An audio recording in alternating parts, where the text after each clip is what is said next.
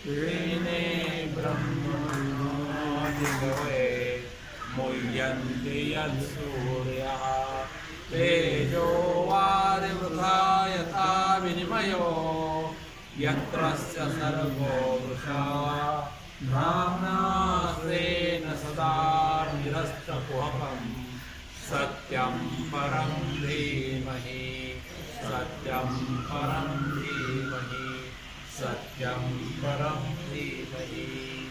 गोपाल कृष्ण भगवान की जय।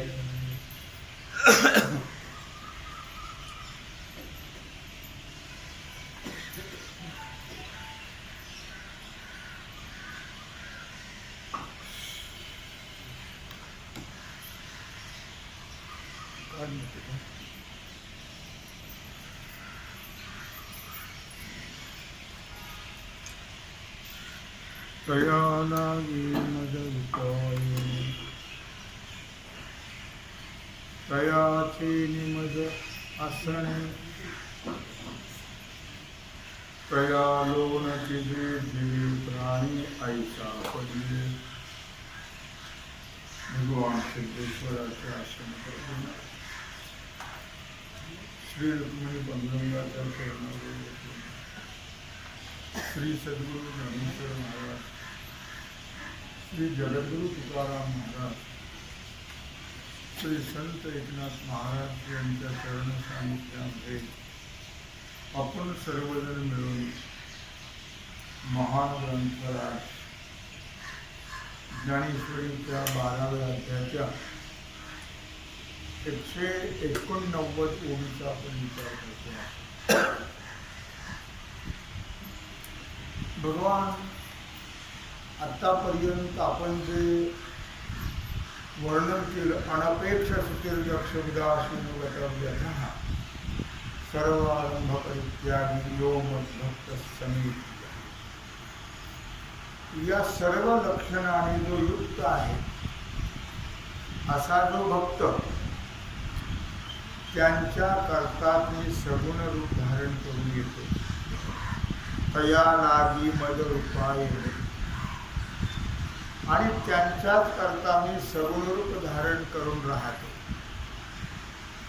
असे जे भक्त आहेत। तया लोन की जे जीवे प्राणी ऐसा पडले, मला किती आवडतात ते, तर त्यांना आपला जीव की प्राण ओळून टाकावा असे भक्त आवडतात। तुकोबराय आपण कालप्रमाणे घेतलं होतं की तुका म्हणे रूप आमच्या कैवारे धरिले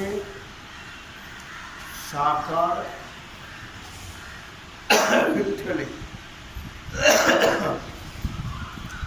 किंवा आम्हासाठी अवतार मत्स्य कुर्मादी सुद्धा। महाराज सांगतात जया लागी मज तया लागी मज रूपाय, अर्थात आमच्या करता भगवान सगुण रूप धारण करतो, म्हणजे सगुण रूप घेऊन अवताराला येतो।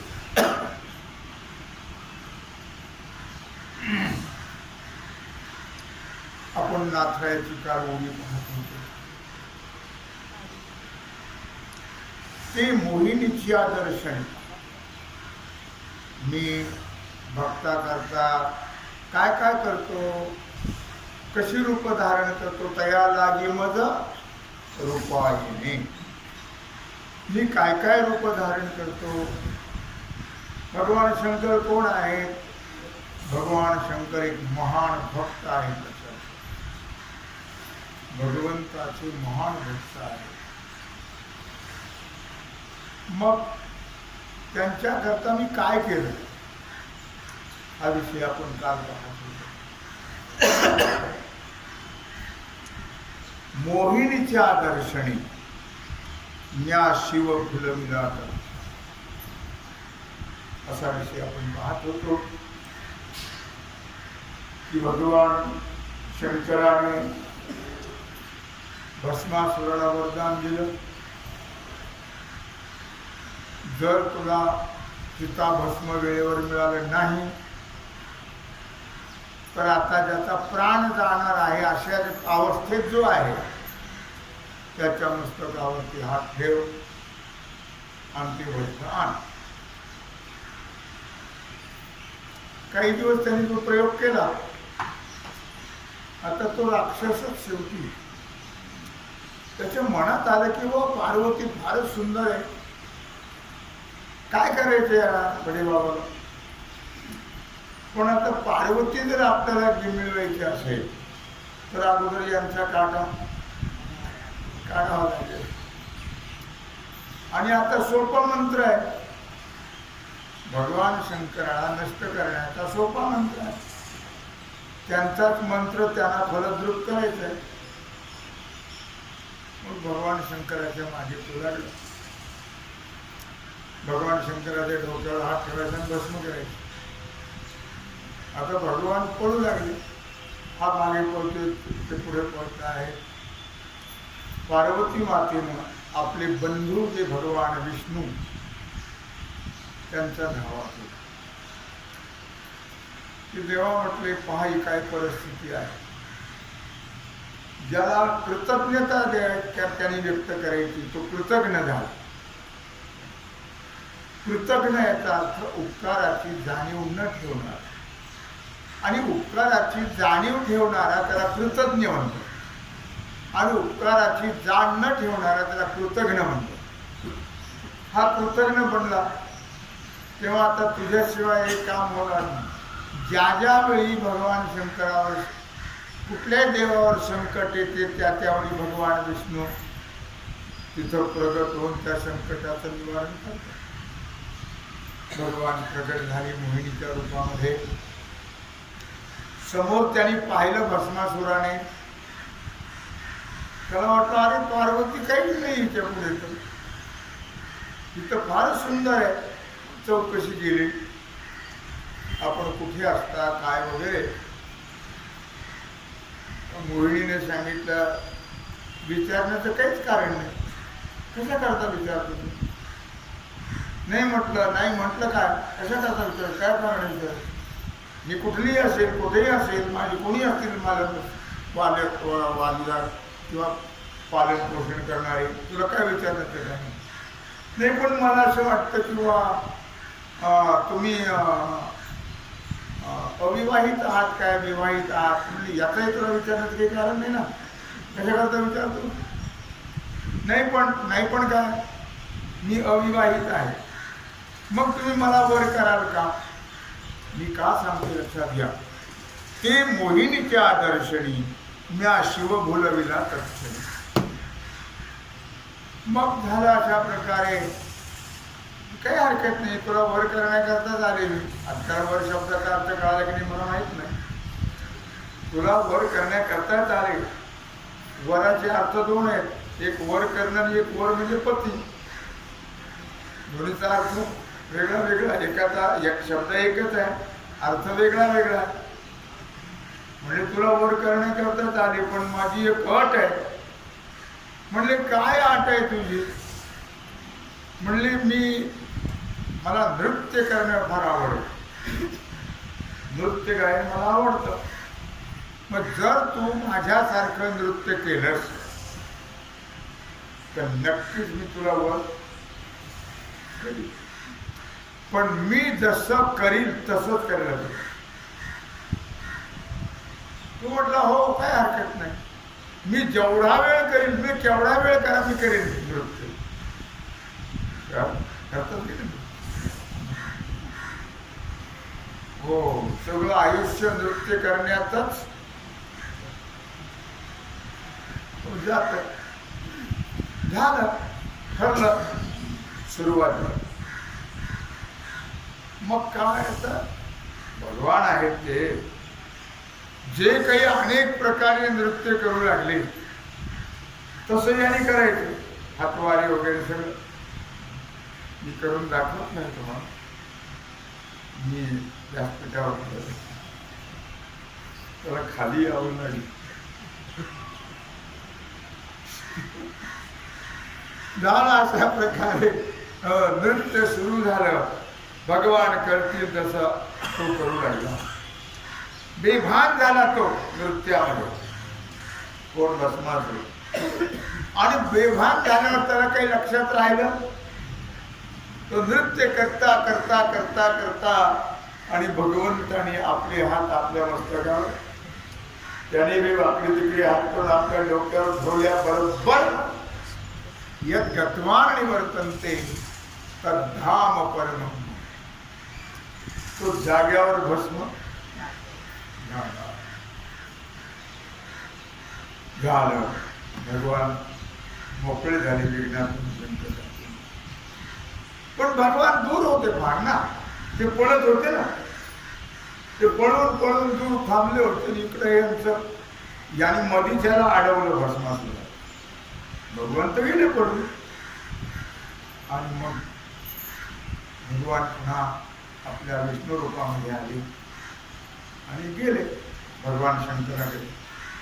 काय म्हणले, तुम्ही विचार करत नाही कोणत्या गोष्टीचा, कुणाला काय वरदान द्यावं, काय देऊ नये. म्हणजे कसं काय झालं आता, हे कसं केलं तुझं, कसं मारलं. म्हटले मी मोहिनी रूप धारण केलं. मोहिनी रूप धारण करून त्याचा काटा, मोहिनी, मोहिनी शब्दात फार अर्थ आहे. मोहिनी शब्द काय, मोहित करणारी ती मोहिनी. नाव सुद्धा साजेल शोभेल असं ठेवलं होतं. नाही तर नाव शांताबाईन भांड्याची भलतीच घ्यायची.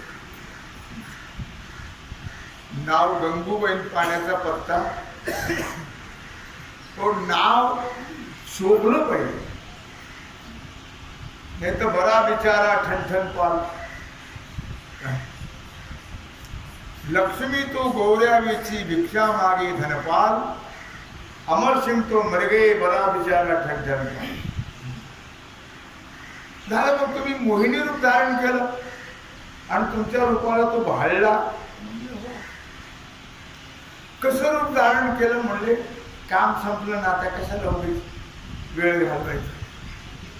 नाही पण काय आता, भगवान शंकराला म्हटले, भगवान कशाला उगीच नाही, पण मला ज्या अर्थी पार्वतीला सोडून तुम्हाला भुलला हा भस्मासूर, त्या अर्थी तुमचं काहीतरी विशेष रूप असेल ते मला दाखवा. हट्ट घेतलं त्याने, नाही दाखवायलाच पाहिजे. दाखव. आता मेव्हणी आहेत, नातं काय आहे, मेव्हण्याचं नातं आहे. आता मेव्हणे म्हटल्यानंतर त्यांचा हट्ट बहिणी करता पूर्वाला लागतो. बर, तुमच्या इच्छेप्रमाणे मी धारण करतो मोहिनी रूप, पण म्हणजे आता पण काय त्याला सांभाळेल. म्हणजे आता सांभाळायचं काय कारण, तू मेला. पण दुसरा भस्मासूर आहे ना, काय तुमच्या लक्षात नसेल, दुसरा भस्मासूर आहे. सावधान. ठीक आहे. भगवंताने मोहिनी रूप धारण. कशाचं काय आहे मी तुम्हाला काल सांगितलं. महादेव बडादेव सबदेवन का बाबा भिल्लीने के पीछे लगे करे तो बात. भगवान शंकर त्या मोहिनीच्याच मागे लागले. ते विसरूनच गेले. काय ते मोहिनीच्या दर्शनी म्या शिव भुलविला दर्शनी. मला मोहिनी रूपामध्ये पाहिल्यानंतर भगवान शंकर भुलून गेले. कळलं. कसं कर सांगितली कथा. मज तया लागी मज रूपा येणे. माझ्या भक्ता करता मी काय काय रूप धारण करतो त्याच्याकरता हे उदाहरण. आणखी एक अर्ध्या ओळीतून उदाहरण सांगितले. रुक्मांगद मोहिनी पासुनी अर्धक्षणी तारिला. राजा रुक्मांगद,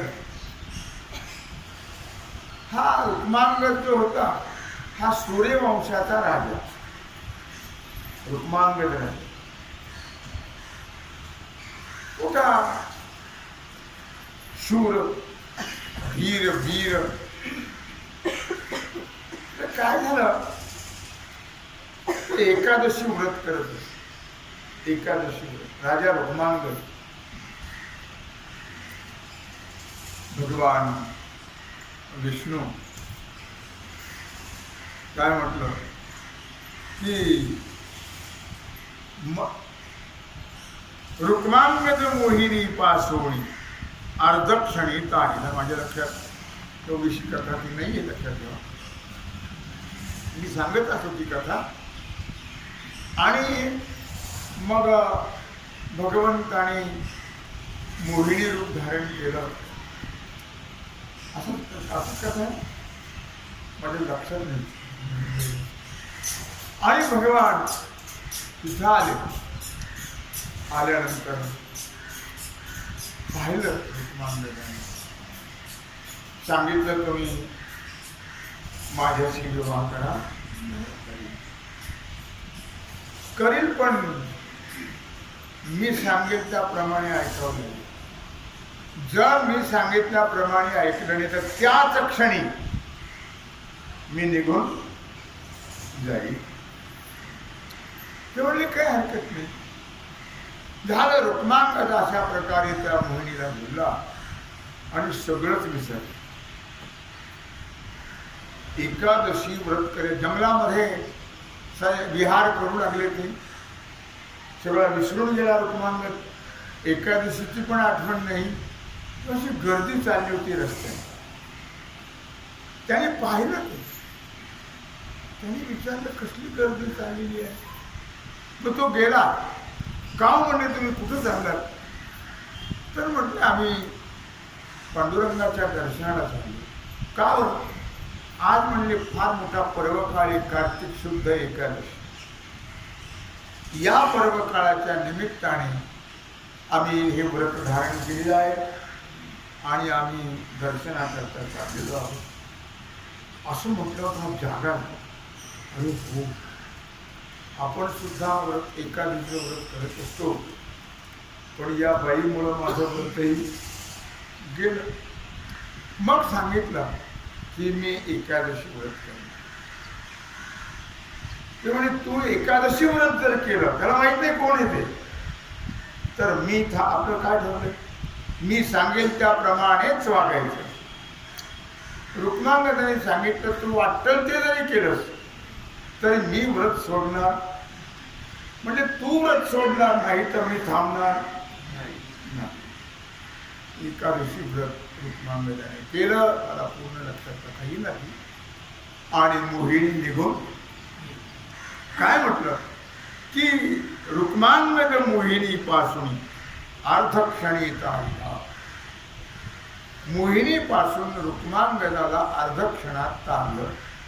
म्हणजे पुन्हा जाग्यावर, पुन्हा त्याने व्रत सुरू. मोहिनीची पर्वा केली नाही. म्हणजे ही तर भगवान शंकराच्या वेळी तया लागी मदरूपा येणे. यावेळी सुद्धा मोहिनी रूप जे धारण केलं होतं ते केवळ रुक्मांगदाला कस परीक्षा घेण्यात. पण रुक्मांगदाला सुद्धा अशा प्रकारे त्या मोहिनीच्या रूपामध्ये मी त्याला तारलं, पुन्हा व्रत करायला भाग पाडलं. या परी माझ्या भक्ताहुनी मज प्रिय नव्हे शूलपाणी. माझ्या भक्तापेक्षा मला भगवान शंकर प्रिय नाहीये. भगवान शंकर सुद्धा एक महान भक्त आहे. भगवान शंकर सुद्धा पंढरीचे वारकरी आहे. भगवान सुद्धा पहिला वारकरी भगवान शंकर आहे. पहिले वारकरी. सगळ्याच लवाजमा घेऊन गेले. ती पार्वती माता कुठं थांबल्या? तळ्यावर, पद्म तळ्यावर. ते म्हणले इथं थांब तुम्ही, आता मला गर्दी सहन होत नाही, तुम्ही जा. बरोबर नंदी आहे. निघाले. गर्दी महाद्वारात आले. महाद्वारात आल्यानंतर तिथे एक मारुतीचं मंदिर आहे, ते आता बाजूला केलं, संबंधित होतं ते मंदिर. आणि भगवान शंकरांनी सांगितलं या गर्दीमध्ये काही रंगून सांगतात लोक, गर्दीमध्ये तू बैल आहे, ते भिशिंग कुणाला लावू लागले, काय काय असं सांगतात लोक. काय मग त्या गर्दीमध्ये आता बैल कसा न्यायचा म्हणून सांगितलं बाबा तू इथं थांबा. मग त्याला त्या मारुतीच्या पुढे जो नंदी आहे तो आहे भगवान शंकराचा नंदी. आणि मग भगवान शंकर पुढे गेले अशी कथा आहे, माझ्या इथेही पूर्ण लक्षात नाही. म्हणजे पहिले वारकरी जर कोण असतील तर भगवान शंकर पंढरीचे पहिले वारकरी. इथं काय म्हटलं त्याने की त्यांचे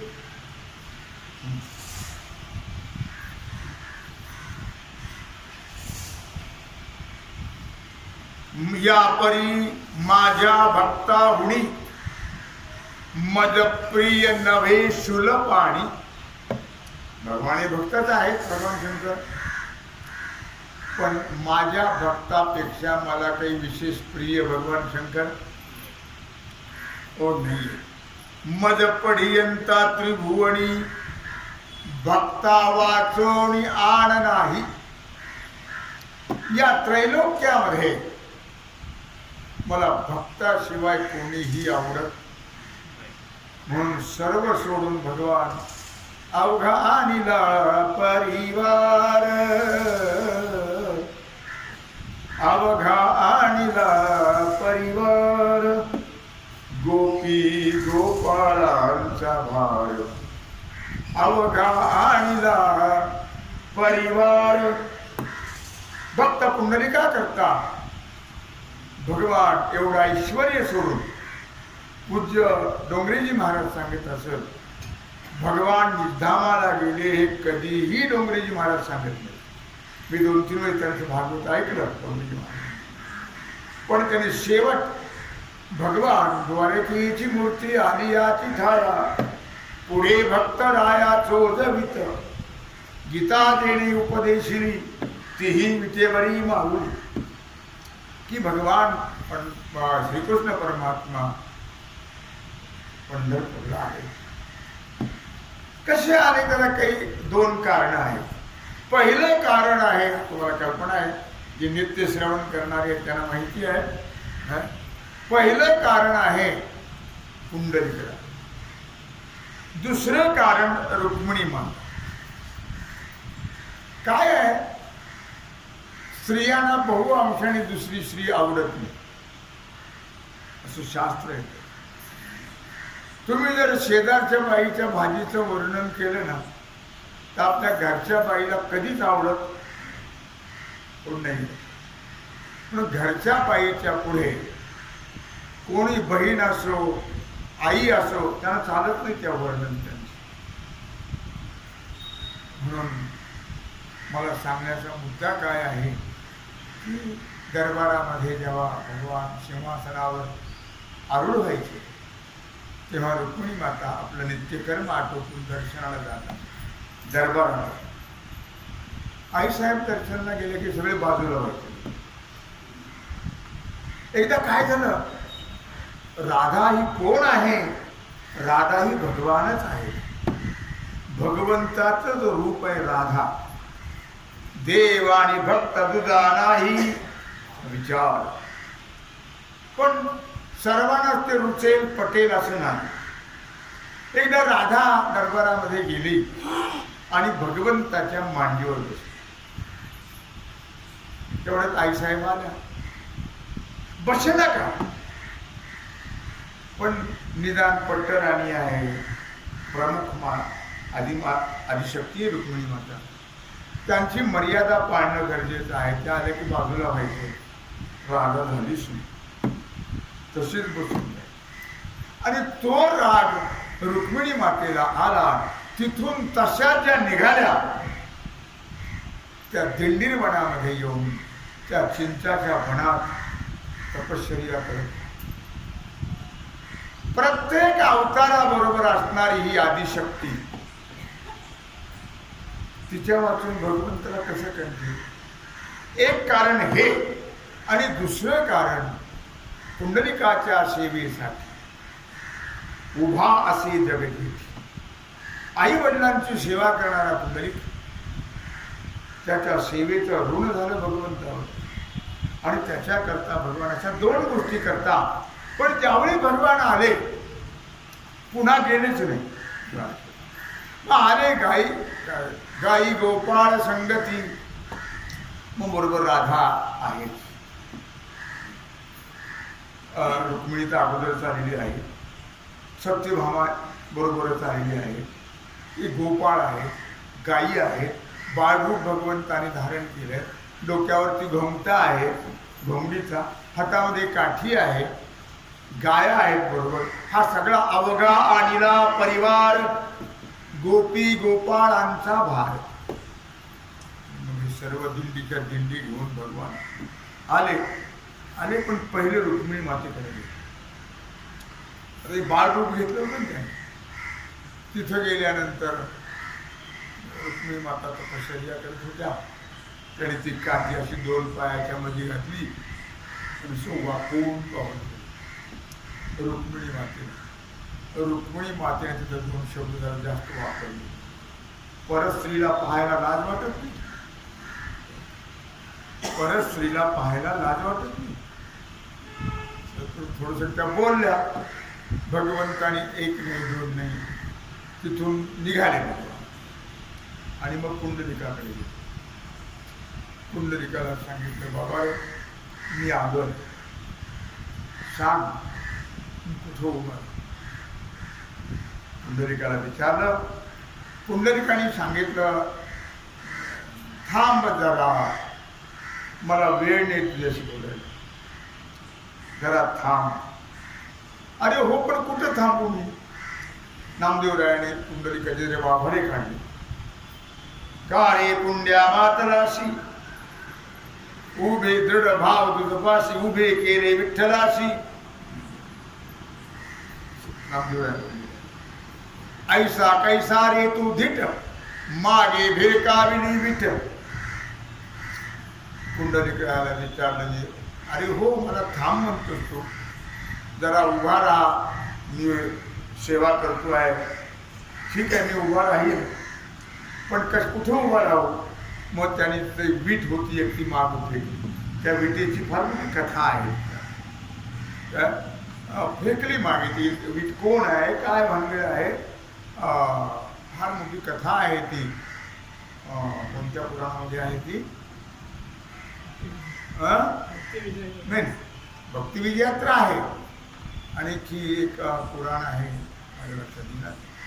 त्या पुराणात ती कथा आहे, सगळी विष्णूची कथा आहे त्याच्यामध्ये, त्या पुराणामध्ये. आणि त्याच्यात ती कथा आलेली आहे पुंडलिकाची. मागे वीट भिरकावून दिली. सांगितलं, बाबा रे, तू या विटेवर उभा राहा, तुझ्याशी बोलायला वेळ नाही, पण कमरेवर हात ठेवून उभा राहा. म्हणजे कशा करता, म्हणजे या सर्व येणाऱ्या भक्त मंडळीला एक सांगण्यात येईल किंवा इशारा करता येईल की काही घाबरू नका, या भवसागराचं पाणी माझ्या कमरे एवढंच आहे. एवढं आहे. भवसागर तरता कार्य करीत तसा चिंता, पहिलं उभा दाता कटिकर ठेवून या, त्याचे पायी घाला मिठी, मोल न घे जगदीठी, भावा एकासाठी खांदा वाहे आपल्या. मग लोकांना सांगण्याकरता तू कमरेवर हात ठेवून उभा राहा. मला जेव्हा वेळ मिळेल तेव्हा तुझ्याशी बोलेल. आज युगे 28 विटेवरी उभा. किती झाले? 28 युग झाले तरी पुंडलिकाला अजून बोलायला वेळ मिळालेला नाही आहे. भगवान उभे आहेत. मी का सांगितलं तुम्हाला लक्षात ठेवा की अशा प्रकारे माझे मज प्रिय शुलपाणी मज पर्यंता त्रिभुवनी भक्ता वाचोनी आन नाही. भागवतातल्या ओव्या 14व्या अध्यायात 154 ओवी आहे. मागे सांगितली 53 ओवी होती, आता ही 54 ओवी आहे. मागे सांगितली 53 ओवी. भगवान सांगतात की या त्रैलोक्यामध्ये भक्ता वाचुनी मधला आवडते कोण? मला फक्त यो मद्भक्त समे प्रिया. यो म्हणजे तो कोणता? या लक्षणाने अनपेक्ष स्थिर दक्ष उदासीनो गतव्यतः सर्वारंभ परित्यागी यो मद्भक्त समे प्रिय. असा भक्त मला आवडतो. त्रैलोक्यामध्ये भक्ता वाचून, म्हणून मी तुम्हाला याचा कथा सांगितली की द्वारका सुद्धा सोडली भगवंताने. सर्व 16,108 स्त्रिया होत्या, मुलं, नातू, फार मोठा परिवार. कारण प्रत्येक स्त्रीला 16,108 स्त्रिया होत्या, प्रत्येकीला 10 मुलं 1 मुलगी. एक डझन एवढा परिवार होता. आता जावई किती असतील? 16,108 मुली, तेवढे जावई आणि 10 मुलं, त्यांचा परिवार. हा सर्व सोडले तिथं. पुन्हा त्याचा विचार केला, माग बघितलं, यांचं कसं होईल, काही सर्व सोडून भगवान पंढरपूरला येऊन उभे राहिले तुमच्या आमच्या करता. म्हणून म्हटलं या ठिकाणी मद पर्यंता त्रिभुवनी भक्ता वाचून आणि या त्रैलोक्यामध्ये मला भक्ता वाचून कोणीही आवडत. इथं बस, जवळ बस, माझ्या इथं बस. भक्ता वाचून या त्रैलोक्यामध्ये मला कोणी आवडत नाही. लक्षात ठेवा, हा माझा भक्त आहे पहिल्यापासून. माझ्याशिवाय त्याला कर्म, त्याच्याशिवाय आता लांब गेले राहायला या महिन्याशीकडं. हो, काय लक्षात ठेवा, खूप सहकार्य करते मला, खूप सहकार्य. आणि आजही मला मुद्दा की भक्ता वाचून त्रिभुवनी आवडते. आण मला दुसरं कोणीही भक्ताशिवाय आवडत हो नाही. मज आवडे अन. पण मात्र एक लक्षात ठेवा, भक्त कोण? आपण नेहमी त्याचा विचार करत असतो. आज या 12व्या अध्यायाला सुरुवात झाल्यापासून या शब्दाचा आपण विचार करतो. कोणत्या? मज आवडे अनन्य भक्ती. मला कोण आवडतं? अनन्य भक्त. अन्य आश्रय त्याग, अनन्यता. इतर कुठल्याही देवतेचं जो भजन करत नाही, पूजन करत नाही, नामस्मरण करत नाही, फक्त माझा आणि माझंच जो नामस्मरण करतो, माझी भक्ती करतो, त्याला अनन्य भक्त. अनन्य भक्त म्हणून या ओळीमध्ये नाथराय वर्णन करत आहेत. लक्षात ठेवा की मज आवडे अनन्य भक्ती ही 14व्या अध्यायाची 269 ओवी आहे. मज आवडे अनन्य. मला भक्त आवडतात, भक्ती आवडते, पण कोणती? अनन्य. तशातच सगळे देवाची भक्ती करतात. एकादशी करणारी लोक आहेत, पंढरीला जाणारी लोक आहेत, भजन करणारी लोक आहेत, पण अनन्य भक्त. एका परमात्म्याशिवाय दुसऱ्या कोणत्याही देवाकडे न पाहणारा. का बरं दुसऱ्याकडे पाहिजे नाही? त्याचेच रूप आहेत ना सगळे. हे त्यांनीच अवतार घेतलेत ते सगळे. म्हणून तुम्ही जे मूळ मुख्य आहेत त्याला धरा, बाकीच्याला धरून उपयोग नाहीये. म्हणून म्हटलं किंवा मज आवडे अनन्य भक्ती, मी त्यांच्या अंकित निश्चित. असा जो अनन्य भक्त आहे, मी त्यांच्या ताब्यात राहतो. भगवान भक्त जसे म्हणतील तसं असं म्हटलं त्यांनी. अहम भक्त पराधीना. मी कोणाच्या अधीन आहे? भक्ताच्या अधीन आहे. मी स्वतंत्र नाही. हो, काही जर सांगितलं राव नाही, त्या मालकाला विचारावं. ज्यावेळी भगवान दत्तात्रय नाथांच्या दारात काठी घेऊन उभे होते, दासोपंताचं आद्य दैवत होतं भगवान दत्तात्रय, आणि निमंत्रण द्यायला गेले होते नाथ. शेष्टीला या. त्याची कारणं वेगळी आहेत. शेष्टीला या म्हणून सांगितलं. ते आले. ते आल्यानंतर ते आद्य दैवत आहे ना. अहो तिथं जेव्हा नाथ गेले निमंत्रण द्यायला तेव्हा दत्तात्रय आणि दासोपंत संख्या खेळत होते. तर भगवान नाथरायाला पाहिल्या बरोबर दत्तगुप्त झाले. मालक आले. कोण आलं? मालक आले. निमंत्रण दिलं. गेले. दासोपंत गेले पैठणला. गेल्यानंतर दत्तात्रय दारात काठी उभे आहे. दत्त चौकदारी करीत असे. गेला. माझं दैवत आहे म्हणून दासोपंत नमस्कार करायचं नाही, मालकाचा अपमान होतो. दत्तात्रयाने काय सांगितलं? इथं मी त्यांचा सेवक आहे, काठी घेऊन उभा आहे द्वारपार. मला नमस्कार करायचा नाही. मला नमस्कार केला तर मालकाचा अपमान होतो. पुण्यात नाथा पण निघाले दासोपंत. नाहीच नमस्कार करू म्हणजे जायचं नाही पुढं. आता काय झालं? मालकाला विचारल्याशिवाय सोडणार. दत्तात्रय गेले. नाथांना विचारलं. दासोपंत आले. नाथ धावत आले आणि त्यांना घेऊन. मी का सांगते लक्षात ठेवा की मजा आवडे अनन्य भक्ती.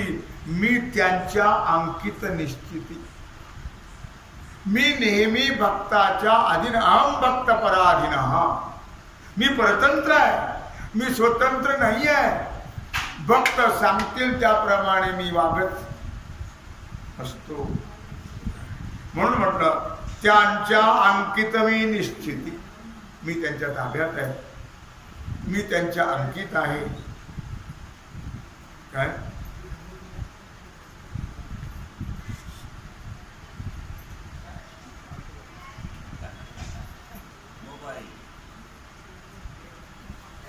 बोललो म्हणाले?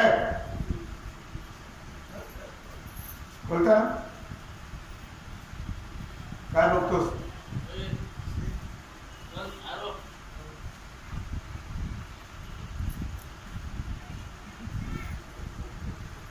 लक्षात आलं का? काय म्हटलं? मी त्यांच्या अंकित निश्चिती. त्यांची माझी त्रैलोक्यात ख्याती. मला जे त्रैलोक्यामध्ये मानतात लोक ते कुणामुळे? भक्तामुळे. माझी जी कीर्ती आहे त्रैलोक्यामध्ये ती केवळ भक्ता. पंढरपूरला जे भगवंताची कीर्ती गाजली जायला गेली, भगवंताला जे मान मिळतोय तो कुणामुळे? भक्तामुळे. कुंडलिक रायामुळे. मद महती त्यांची. मला जे महत्व प्राप्त झालं ते माझ्या भक्ता. त्रैलोक्यात कीर्ती पसरली माझ्या भक्ता. मी माझ्या भक्ताच्या अंकित राहतो. भक्त सांगतील तसे मी वागत असतो. मी त्यांचा दास आहे. तुकोबरायांनी मागणी केली. मज दास करी त्यांचा. मज दास करी त्यांचा. तुझी दासीच्या दासाचा. मज दास करी त्यांचा. आता दास कोण आहे? हाच. मग त्यांचा दास मला कर. त्यांचा म्हणजे भगवंताचा. दासाचा दास कोण आहे? भगवान आहे ना. म्हणून तुकोबराय म्हणतात मददास करी त्यांचा. संत दासाच्या दासाचा. संत दासाचा दास आहे भगवान. म्हणून म्हटलं महती मज त्यांची. मला जो मोठीपणा, मला जे महत्व प्राप्त झालं ते केवळ माझ्या भक्तामुळे. त्यांची मज खाणे देवणे. 14व्या अध्यायाची भागवताची 270 उभी आहे. त्यांची मज खाणे जेवणे. त्यांची मज लेणे नेसणे. काय देवा घरी न मिळेची अन्न, खाय भाजी पान द्रौपदीचे. किंवा नैवेद्य हातीचा मूर्ती देवी. काय म्हटलं त्याने? त्यांचे निमद खाणे जेवणे. मी जे काही जेवण करतो खातो ते भक्तामुळे. भक्त मला खाऊ घालतात. ते काय घालतात त्याचा विचार नाही आहे. जनाबाई दळत असत तेव्हा भगवान जायचे.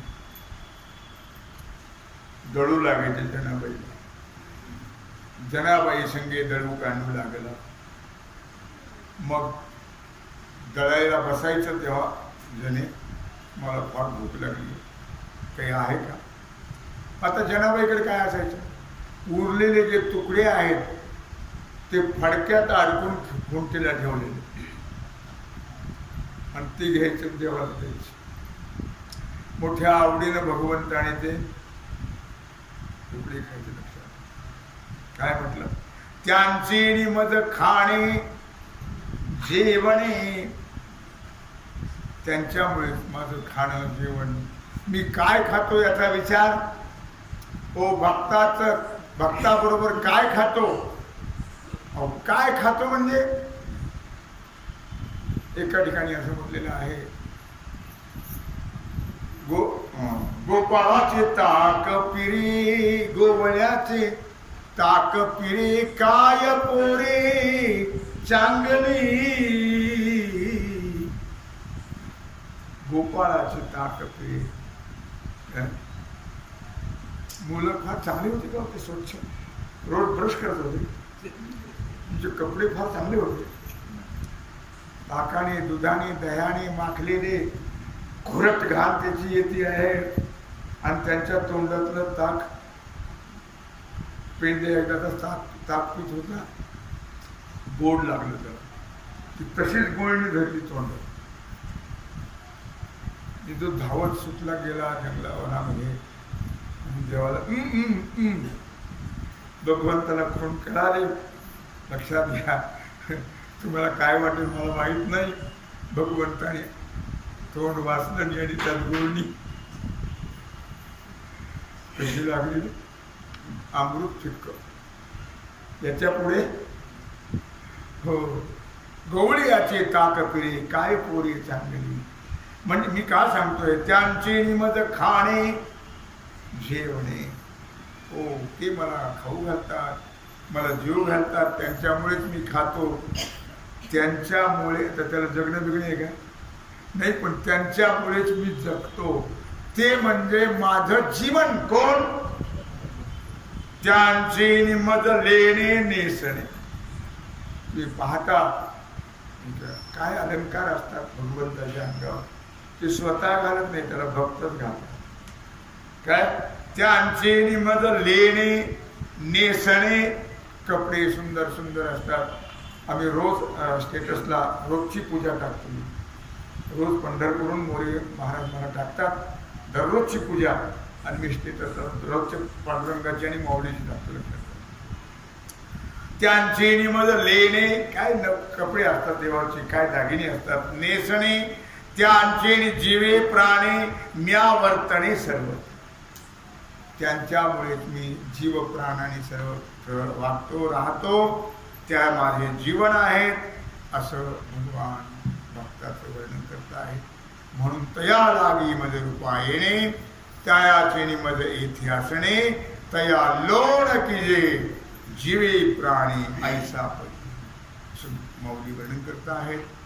आणि भगवान श्रीकृष्ण परमात्मा आपल्या भक्ताबद्दलचं प्रियत्व, भक्ताबद्दलची आवड, भक्ताबद्दलचं प्रेम अर्जुनाला सांगत आहेत. तेव्हा झालेली सेवा भगवत चरणी समर्पित करून राहिलेला जो सेवेचा भाग आहे तो आपण उद्या पाहू. कुंडली गौरदे